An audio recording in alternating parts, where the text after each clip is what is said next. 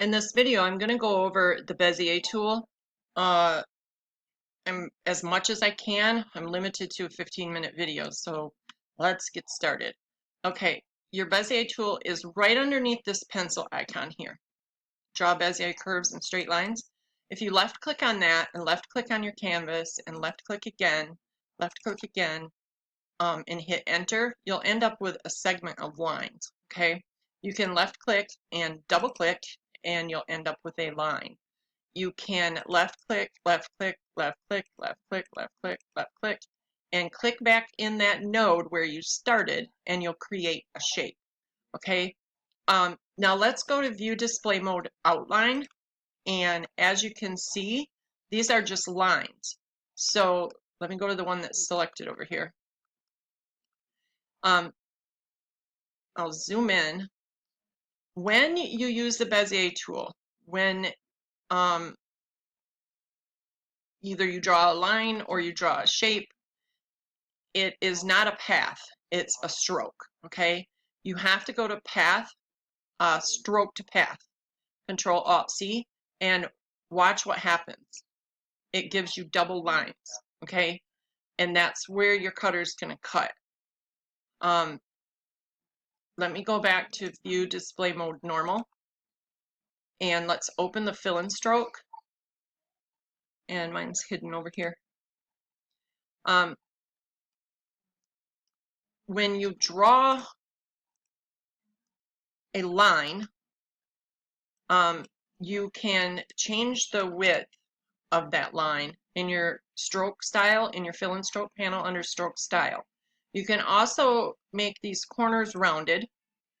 You can make, if it is not connected, then if you use your caps, you can make the ends round. Okay. This one here, I've already turned into a stroke, so I'll go ahead and I'll draw a shape, and I will do the join because it's all joined, okay, and it turned them round. Let me go back. I'll Control Z out of that. If I hit cap, then nothing's going to happen because it is all a joined shape, so you need to use the join. Okay. Also, let me go back to this line here. I can choose dashes. There's a lot of different dashes here, okay? But remember, once you do that, you need to go to path, stroke to path. Because if you don't, you just have a line and it will not cut, okay? Going stroke to path turns it into a path, and a path is what your cutter cuts. Now, if I go back to my Bezier tool and I just draw a line, and I'll go to View Display Mode Outline again, and I'll zoom in. As you can see, these have double lines. This one only has a single one. These have double lines, and this one is only single. So with this one here selected, if I go to path, stroke to path, it gives me double lines. Okay, so don't forget to do that when you use your Bezier tool. Okay.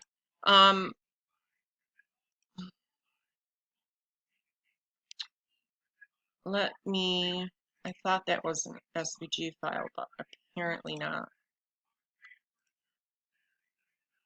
Now it is. Okay.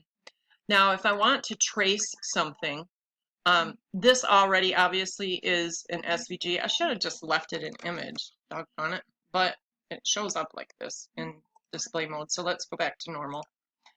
Okay. Now, if I have something that I can't get a good trace on and I need to hand draw it, somebody tells you you need to physically draw it, you can do that with the Bezier tool. Even if it has curved lines, you just click, double click, click, double click. And if you double click and realize I should have left that one line, you can click right back in that little node there and continue. Okay. So I will double click here and then select it and go to path, stroke to path. So it turns it into a path. And then what you want to do while it is still selected is go to path union. And obviously I didn't do that right. I didn't have that line selected for whatever reason. But you need to union them together if you don't draw one continuous line. Okay? That wasn't a very good example, so it's bothering me. Let me do it again. Click, double click, click, double click, click, double click. You can zoom in to make sure that they're touching, and that's probably, come to think of it, what the issue was, why it didn't union the last time. Okay, so now if I select it all and I hold Alt and select the image, I can get rid of the image and then select all of this, go to path, stroke to path, path, union. Now it's all one piece. If I go to view, display mode, outline, you can see I have the double lines. So that's how it's going to cut. Okay, so let's get rid of these. Now, let's go back to view, display mode, normal, and go back to the Bezier pen. And you have some options up here.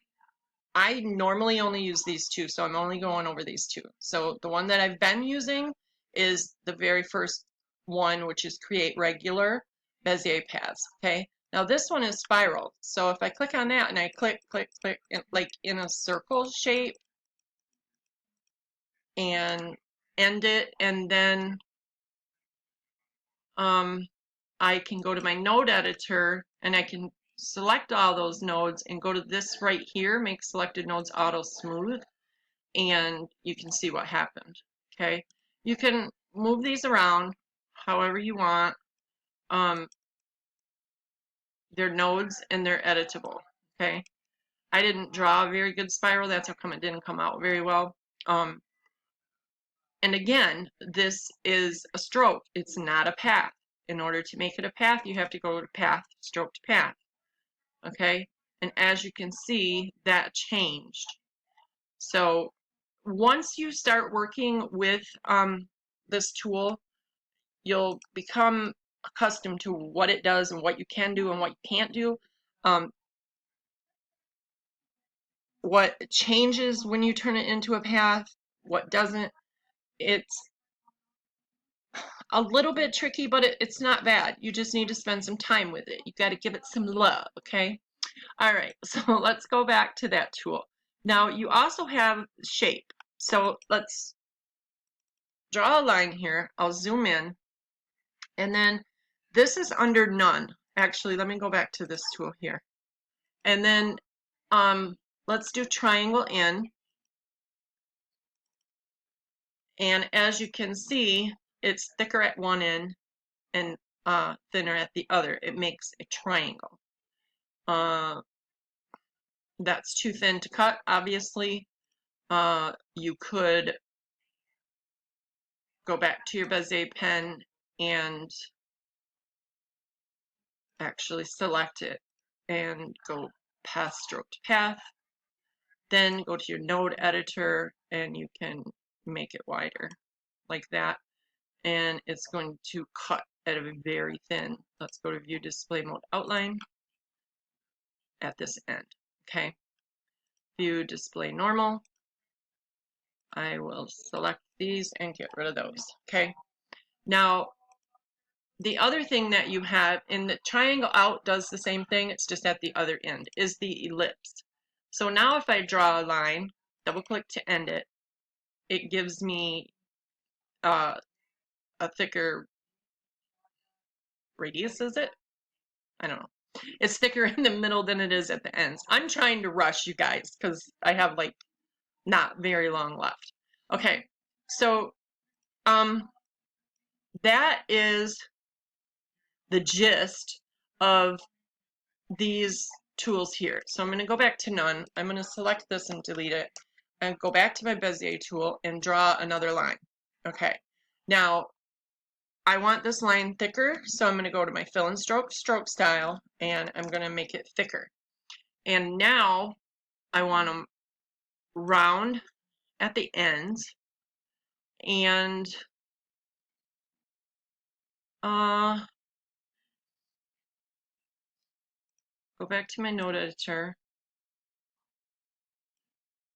Actually, I didn't want them round. I wanted them capped.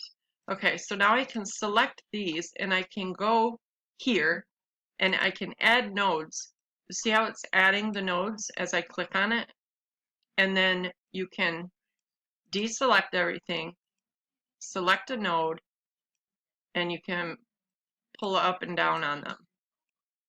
Or you can move them side to side, however you want to do.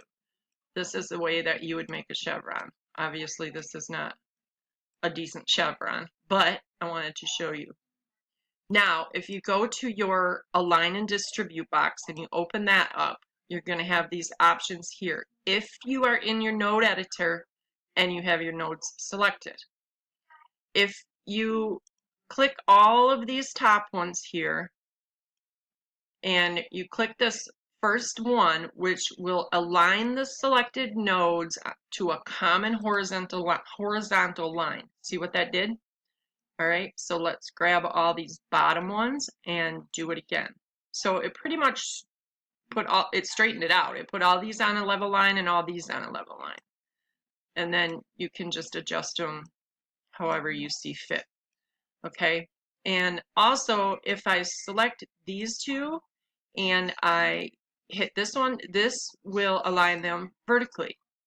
Okay, and then let's say, well, let's go back because that looks a little funny. Let's say I wanted all of these to be equally spaced, the space here, here, and here. That's what this button does. Okay, so if I select all of these, then it does the same thing.